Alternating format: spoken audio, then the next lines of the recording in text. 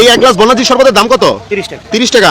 আমি আপনারে 300 টাকা দিব, এই শরবতটা আপনি খান। রাস্তার মধ্যে সবাই অনেক রকম খাবার খেয়ে দেখি, ভাইটা সেটা পরীক্ষা করতেছে যাতে সেটা বুঝতে পারি বা কতটুকু ভালো বা কতটুকু খারাপ, যে বাইরে খাবারগুলো খাচ্ছে সেগুলো। ভাই বনাজি শরবত কত কইরা? 30 টাকা। 30 টাকা। এই একটা বানান তো এক গ্লাস।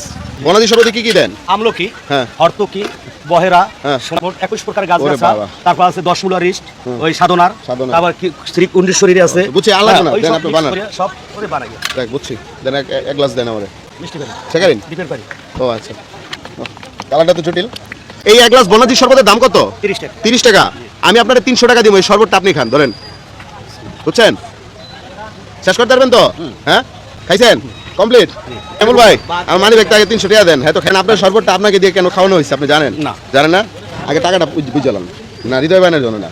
আপনার শরবতটা আপনি খাইছেন, মানে আপনাকে দিয়ে খাওয়াইছি কেন, যে আপনি যে শরবতটা বিক্রি করেন এর ভিতরে বিভিন্ন গাছগাছালি দেন, এগুলো কি আসলে ভালো কিনা বা এটা খাওয়ার উপযোগী কিনা, এটা খাইলে মানুষের কোনো ক্ষতি হবে কিনা, এটা বোঝার জন্য আপনারা দিয়ে খাওয়াই।